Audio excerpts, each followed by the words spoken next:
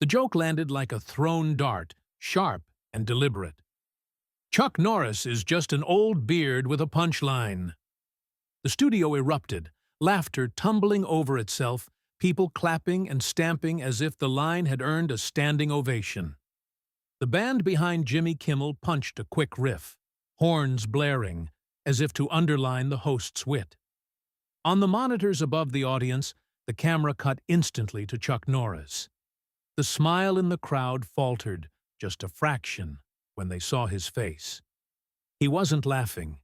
He wasn't even smirking politely. He sat there still, posture straight, his expression neutral in a way that felt heavier than anger. The lights of the studio burned hot overhead, bright enough to make the floorboards gleam. The smell of hairspray and sweat clung faintly in the air, mingled with the nervous perfume of a live show.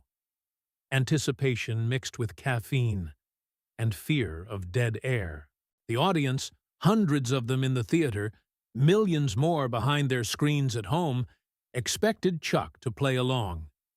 They always did. Late-night shows lived on celebrities who could take a jab and throw one back. Jimmy leaned on his desk, grinning wide, eyes glittering with the security of the room's laughter.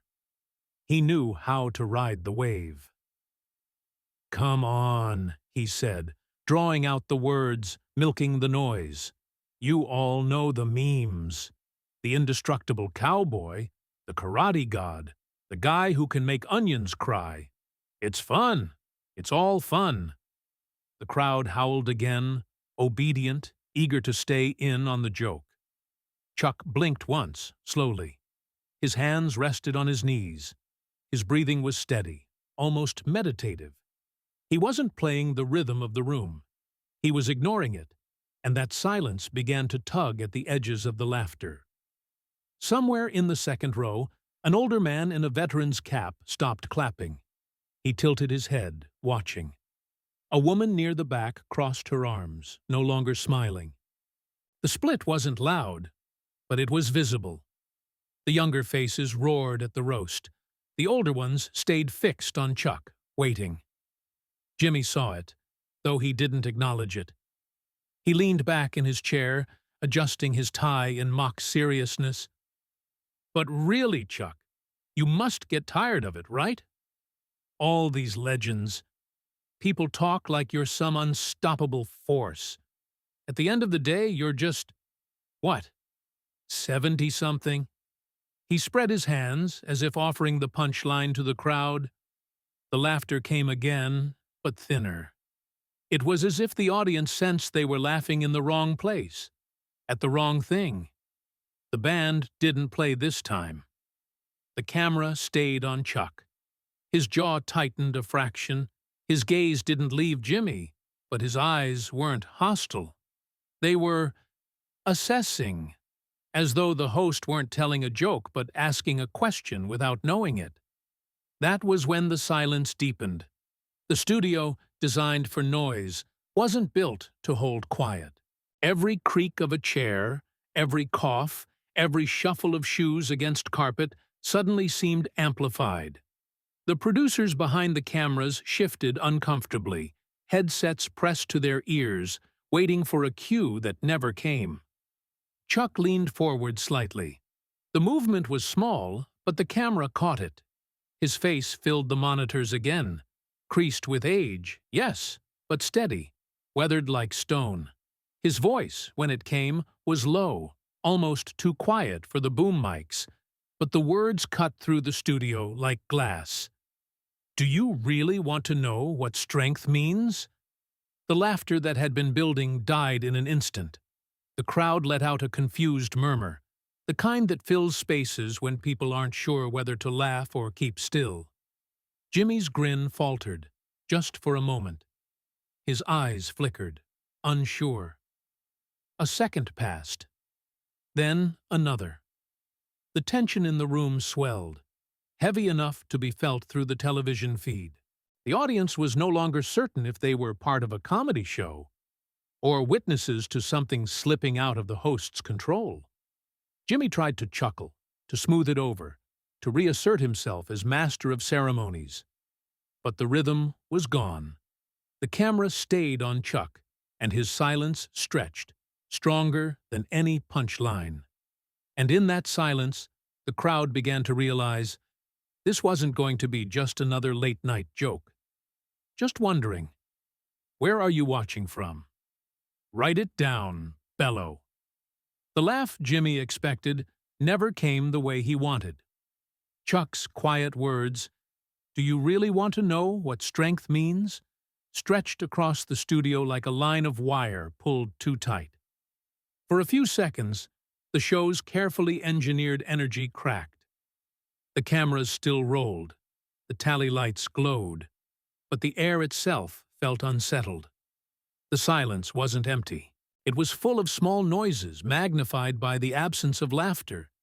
The hiss of air conditioning through the vents, the squeak of a shoe twisting under someone's chair, the faint shuffle of cue cards as a nervous assistant shifted them backstage. A woman in the front row pressed a hand against her mouth, not because she wanted to laugh, but because she wasn't sure what would happen if she didn't. Jimmy leaned back in his chair, eyes wide for a fraction before narrowing again into his practiced grin. "Hey, come on, folks. We're just having fun." He gestured toward the crowd with his index cards, turning his voice up to fill the dead space. "The internet loves this guy. Every meme says he can split the moon in half or drink an ocean dry. That's not disrespect. That's worship in 2023. A few obedient chuckles bubbled up, but they didn't catch fire. It sounded like coins dropping into a jar, not the roar Jimmy was used to commanding.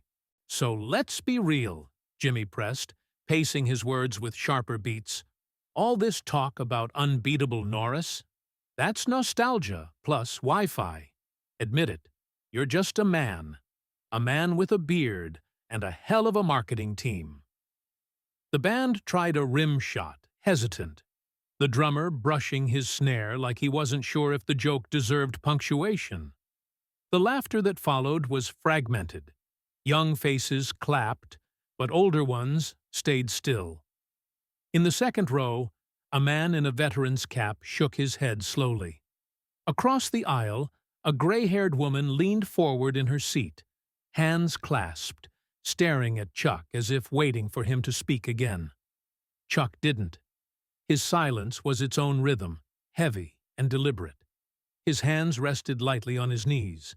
He didn't smile, didn't frown. He simply waited. Jimmy laughed again, a little louder than necessary. "Look, I know memes exaggerate, but come on, do you get tired of the whole unstoppable legend thing? Or do you secretly enjoy it? Immortality by punchline has to feel pretty good." Chuck finally turned his head, eyes catching the light. His voice was calm, even. "Noise isn't proof. Noise is fear leaving the body." The words fell into the room like a stone into a pond. No music this time, no quick comeback, just ripples moving outward. A murmur broke out among the crowd. Some nodded, as if recognizing the truth of it. Others frowned, confused, unwilling to let the show slide into philosophy. Jimmy's smile twitched, then steadied. He wasn't used to losing the room, but that was what was happening. He leaned forward, grasping for control. "So, what are you saying? That strength isn't real unless it's quiet?" His voice rose with a defensive edge, as if challenging not just Chuck, but the audience too. Chuck's answer came slowly, almost conversational, but sharp as glass. "Strength isn't how hard you hit. It's how little you spend to end something that needs to end." The sentence stretched into the silence after it. A single clap broke the pause, then stopped as quickly as it started. The band leader touched a piano key and immediately pulled back, like even music had no place after that line. Jimmy tried to pivot, hunting for humor. "So what? You're saying I need a Norris fitness subscription?" He forced a grin, raising his brows to coax laughter.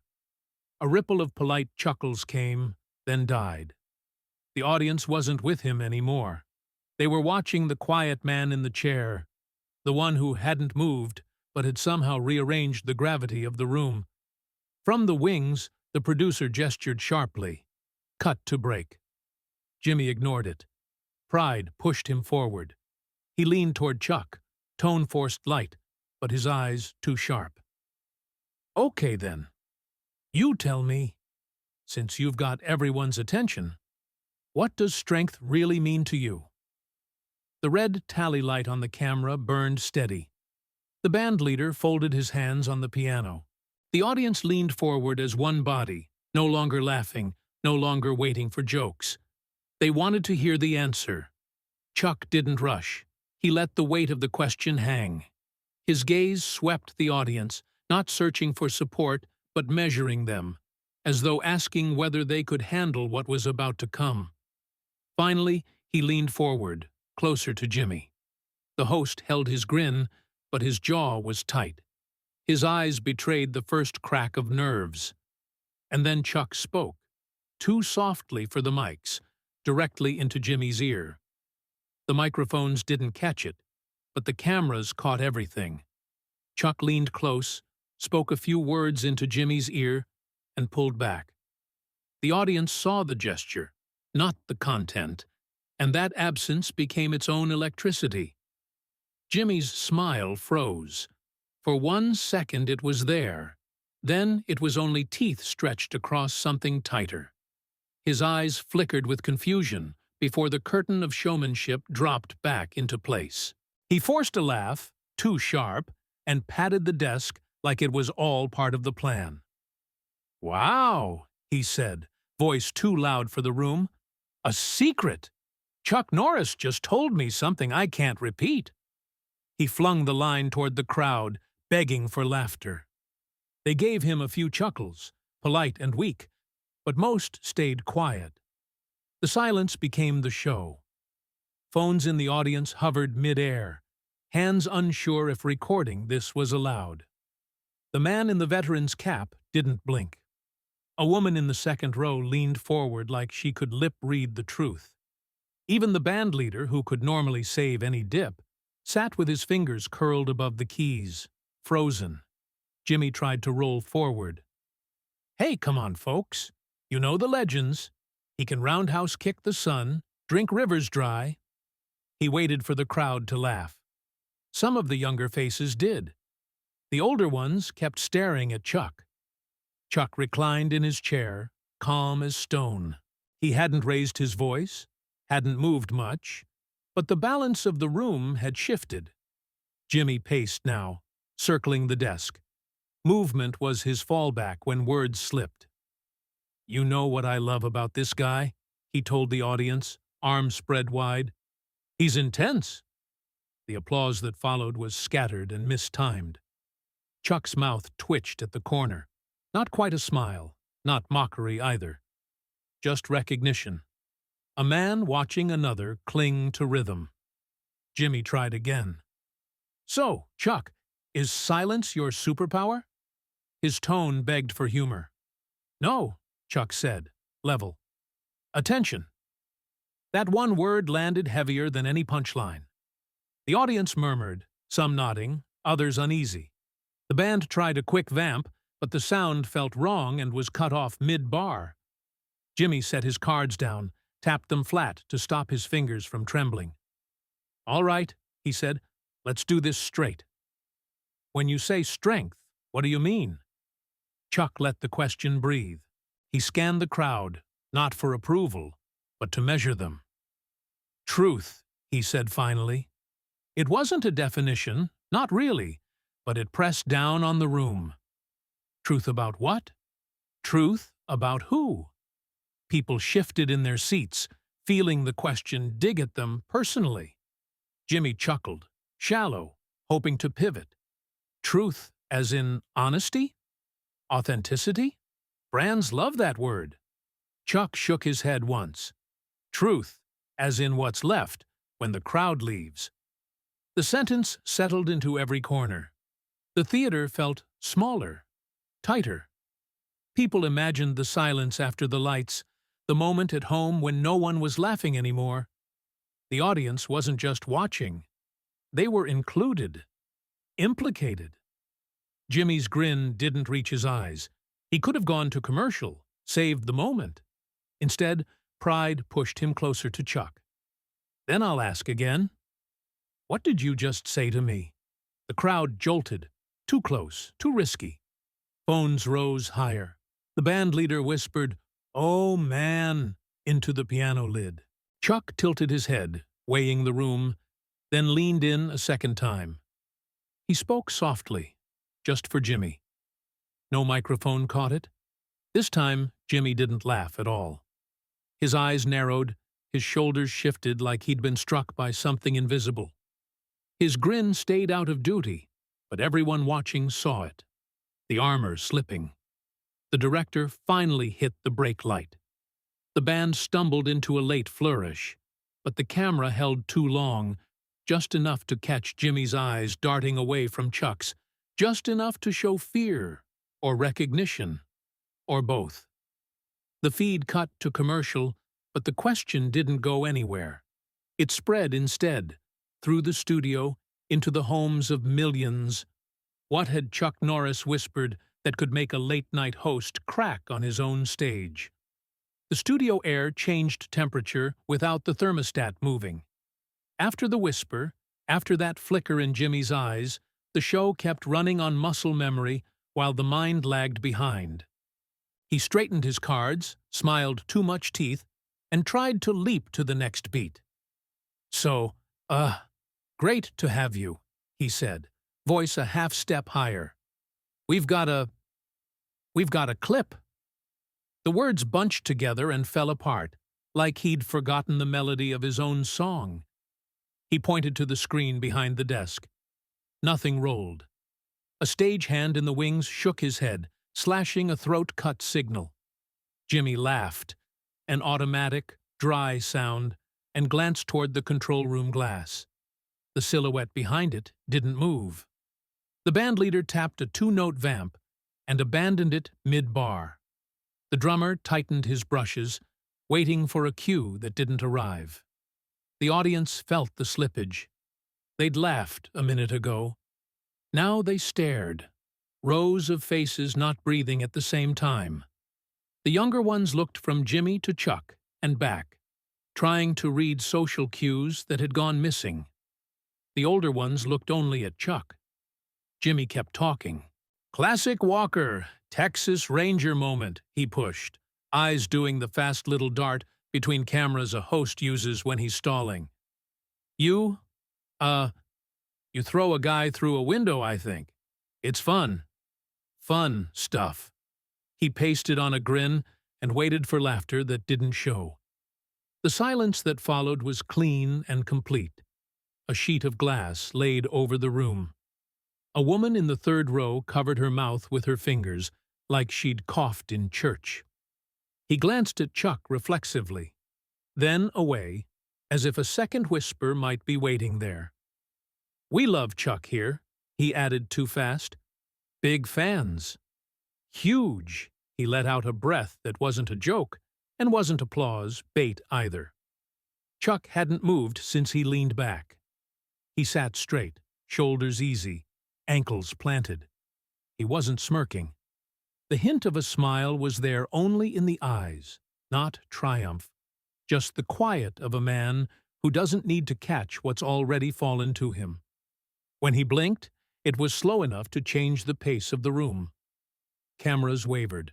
Operator 1 held Chuck in a respectful medium shot. Operator 2 edged wider to keep both men in frame, then tightened on Jimmy when he tripped a word, then flinched back to Chuck when the audience's heads angled that way. On the rail, a handheld op slid forward a foot, and then thought better of it, cable snapping taut against a stage light. Jimmy tried another joke, because jokes had gotten him through funerals and breakups and guests who refused to play. "You know," he said, voice thinner than before, "if he tells me that secret again, I'm going to have to hire security." The laugh he expected did not arrive. The floor manager flashed the applause sign. It washed across the room and evaporated on contact. He swallowed. His fingers pressed his blue cards flat against the desk until the edges curled. He threw a glance at the prompter. Coming up. Commercial. He could eject. He didn't. Pride and training held him in his chair. Okay, he said, softer, trying to slow it down. We're live. Things happen. He looked at the audience for agreement and found none he trusted. We're all friends here. The line flapped in the air, unclaimed. He pivoted to Chuck with the desperate generosity of a host handing a guest a life raft that looked too small. Chuck, you? You've been on a lot of stages. What keeps you calm? Chuck's mouth moved barely. Not confusing attention for control. He didn't push the words. He set them down. The audience picked them up anyway. The band leader whispered, "Oh, man," into the piano fallboard. The veteran in the second row nodded once, like saluting a truth he'd seen elsewhere. A young man in a hoodie lowered his phone, suddenly shy about filming a moment that felt more private than television. Jimmy laughed again, a note too bright. That sounds like something my therapist would say. He waited for the room to lift him out of the sentence. It didn't. He looked to camera 2. The red light stared back, indifferent. He shifted to his old rescue trick. Movement. He stood, came around the desk, then stopped halfway, caught by the gravity of the chair he'd left. Let's roll the clip, he insisted, trying to force a gear shift. The control room finally spat out motion. Snow for a beat, then a freeze frame of a younger Chuck mid-kick, the sound out of sync. The audience, grateful for something normal, gave a thin laugh, then went quiet again when the screen froze a second time. The band tried to catch it with 4 safe bars. The sound engineer cut them, hands high. Stop. Jimmy's eyes darted to Chuck after each stumble, like checking whether a teacher was about to mark him wrong in red ink. Chuck didn't move, didn't tighten, didn't soften. He owned nothing visibly. He owned the room anyway. The failure of a single joke would have been nothing. The failure of the second and third became a story. The crew went quiet in headsets. A stagehand near the curtain mouthed, "Cut to break," to the producer, who kept her arms folded and her jaw set. The audience was doing something live TV rarely allows. Thinking. Jimmy tried sincerity. It's late night. We mess up. We keep going, he said, palms open. We're good. He smiled. The muscles around his eyes didn't join in. He turned to Chuck because not turning had begun to feel like refusing gravity. You good? Chuck's answer was simple. I'm fine. The way he said it made the sentence feel like a door clicking closed. Not final, just secure. People in the audience sat straighter without meaning to, as if someone had told them to place both feet on the floor. The seconds that followed were the worst kind in television. Audible time. No patter, no music. Just the whir of the jib arm. The tap of a heel under a chair. The swallow of a host who suddenly understood why silence breaks people who live on noise. The tension wasn't anger. It was the recognition that something unplanned had taken the room and wasn't giving it back. Jimmy looked up toward the balcony, then back to the desk, the way pilots scan instruments when clouds swallow the horizon. He reached for the mug that hadn't left a ring on his coaster. He set it down without sipping. He breathed in, out. When he spoke, the hard edge was gone. We'll be right back, he said softly, more to himself than to the audience. Don't go anywhere. The band stumbled into the break sting a beat late. The camera lingered half a second too long. It caught Jimmy glancing left, as if searching for the thread he'd dropped. It caught Chuck not watching him at all, eyes on the audience instead, as if reminding them their part mattered. The applause sign lit one more time. Clapping arrived, confused, dutiful, thin. The floor manager swept both arms toward the exits of the moment. Stand, stretch, reset your faces. People remained seated, murmuring. A woman whispered to her husband, "What did he say?" A man answered, "I think he said the only thing he needed to." Backstage, the hallway filled with the soft chaos of a show that had been cut mid-breath. PAs jogging, headsets thumping, the sponsor liaison asking if the ad reads could be moved earlier. In the control room, a producer tapped an empty coffee cup against her notepad and muttered, "Do not tweet." Do not tweet. On the floor, operators kept their lenses trained on the chairs, as if frames might confess what ears had missed. The band leader rubbed his temple and said, to no one, "I played the wrong note, because there wasn't a note to play." The audience didn't stand, even when the lights told them to. They stared at the spot between the desk and the guest chair, where the air seemed to hold the shape of words that hadn't been recorded.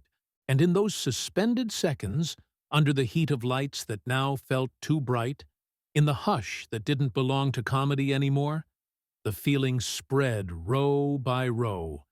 Whatever just happened here would not stay here.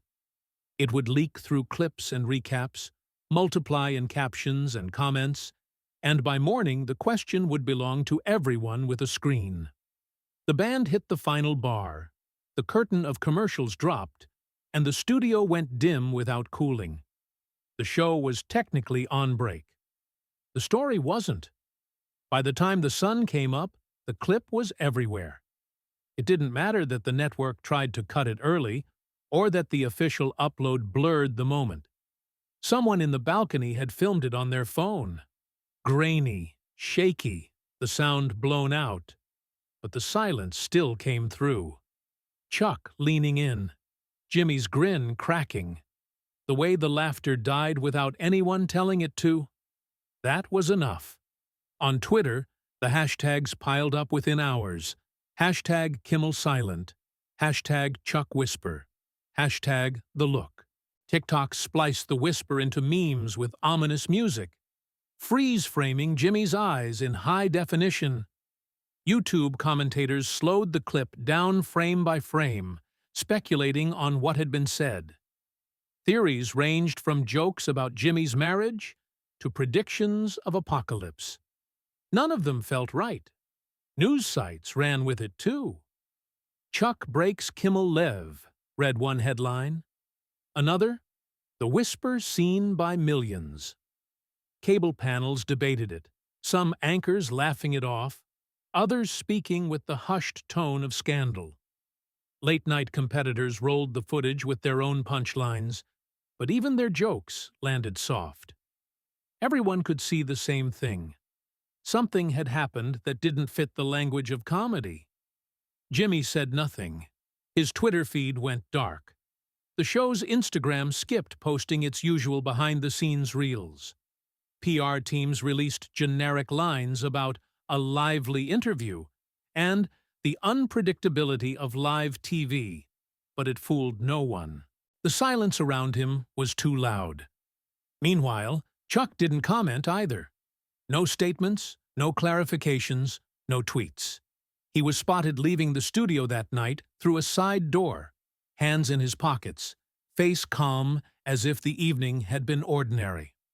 When a paparazzo shouted, "What did you say to him?" Chuck only looked once, then kept walking. The photos showed him stepping into the back seat of a sedan, unbothered, as if nothing had happened at all. That contrast fed the fire. A world addicted to content wanted more noise, but the only thing it got was silence. And silence multiplied. Clips replayed with captions. Watch his eyes at 012. Look at the veteran in the second row nodding. Listen to the audience stop breathing here. Each detail was picked apart, reassembled, given new weight. In living rooms across the country, people replayed the moment with their families. Some laughed. "It's just a bit," Others shook their heads. No, you saw his face.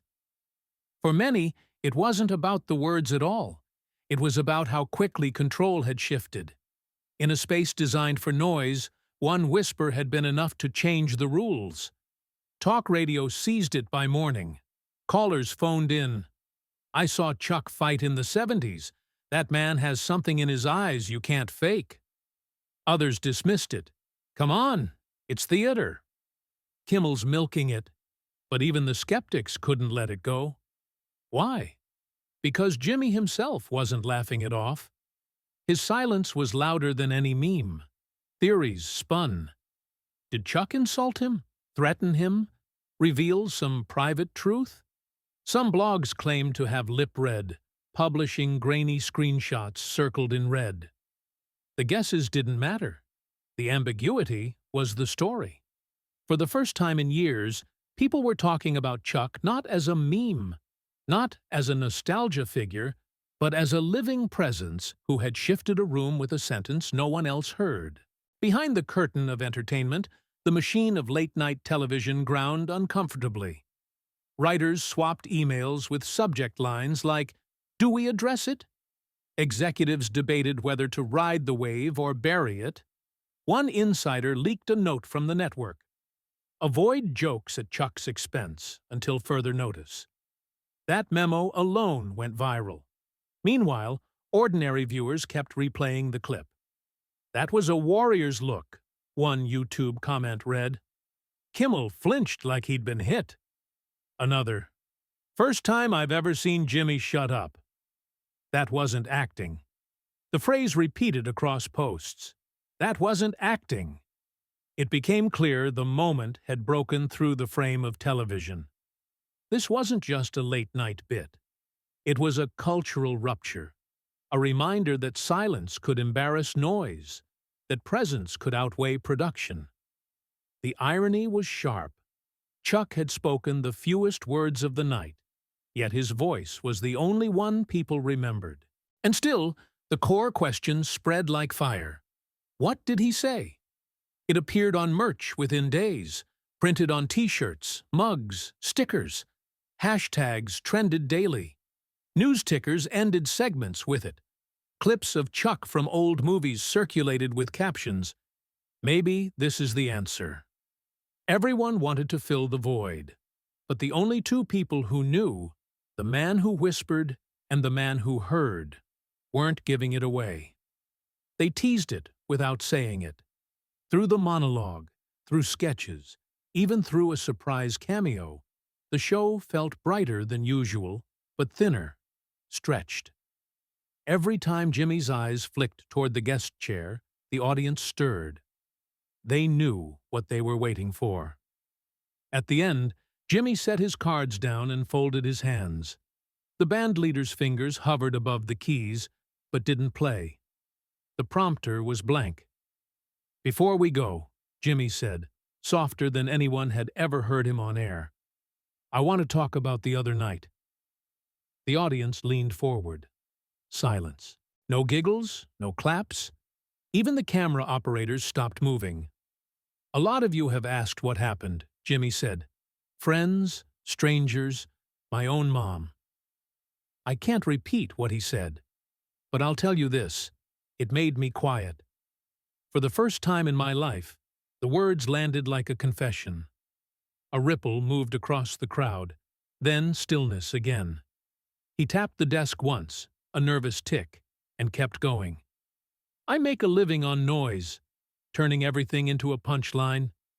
That night, it didn't fit. It was like someone turned the sound off in my head, and I heard what was really running underneath. It wasn't pretty." He glanced at the empty chair. It seemed to hold weight, as if Chuck were still sitting there. "I won't tell you the sentence," Jimmy continued. "It wasn't mine to repeat, but I'll never forget it."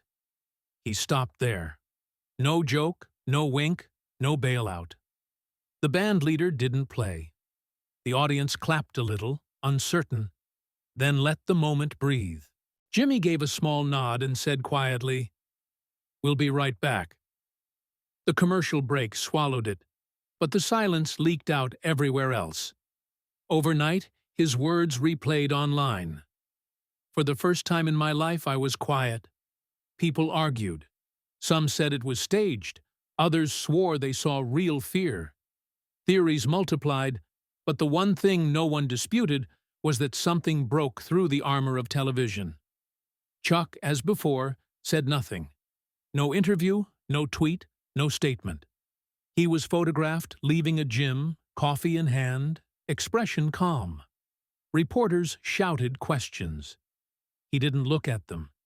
His silence became its own echo. That contrast hardened. The host who always had the last word admitting he lost it, and the fighter who once built his life on action, choosing to do nothing. The weight of that balance made people uneasy. The next night, the show returned to its usual rhythms. Jokes, guests, applause, but during a wide shot, the camera passed the empty chair and lingered just a second too long. At home, people noticed. They froze frames. They whispered about it. When the credits rolled, Jimmy stayed at the desk, palm flat on the wood, eyes far away. The red light died.